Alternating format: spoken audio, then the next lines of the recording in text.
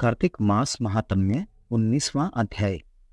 राजा पृथु ने कहा, हे देवर्षि, अब आप यह कहिए कि भगवान विष्णु ने वहां जाकर क्या किया तथा जलंधर की पत्नी का पतिव्रत कैसे भ्रष्ट हुआ।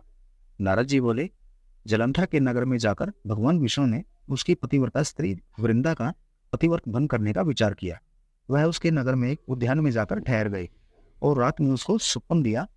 वह उसकी माया और अद्भुत कार्य पद्धति दी और फिर उनकी माया द्वारा जलंधर की पत्नी पतिव्रता वृंदा ने रात में यह स्वप्न देखा कि उसका पति नग्न होकर सिर पर तेल लगाए महेश पर चढ़ा है। वह काले रंग के फूलों की माला पहने हुए तथा उसके चारों ओर हिंसक जीव है। वह सिर मुंडाए हुए अंधकार में दक्षिण दिशा की ओर जा रहा है। उसने अपने नगर को समुद्र में डूबा हुआ देखा और इस प्रकार के बहुत से भयानक सपने देखे।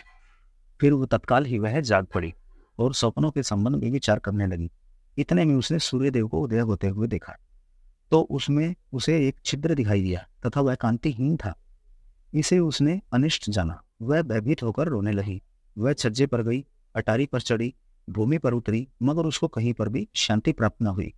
फिर वह अपनी दो सखियों के साथ लेकर उपवन में गई, परंतु वहां पर भी उसको कल न पड़ी। फिर वह जंगल में निकल गई, मगर वहां पर भी उसको चैन न आया। वन में उसने सिंह के समान दो भयंकर राक्षसों को देखा, जिससे वह अत्यंत भयभीत होकर वहां से भागने लगी। उसी क्षण वहां पर अपने शिष्यों सहित एक मुनि तपस्वी आ गया। भयभीत वृंदा उसके गले में हाथ डालकर उससे अपनी रक्षा के लिए याचना करने लगी। मुनि ने अपनी एक ही हुंकार से उन दोनों राक्षसों को वहां से भगा दिया। वृंदा को आश्चर्य हुआ। वह भय से मुक्त होकर मुनिनाथ को हाथ जोड़कर प्रणाम करने लगी और कृतज्ञता का ज्ञापन किया। फिर उसने मुनि से अपने युद्ध पति के संबंध में उसकी कुशल क्षेम का प्रश्न किया।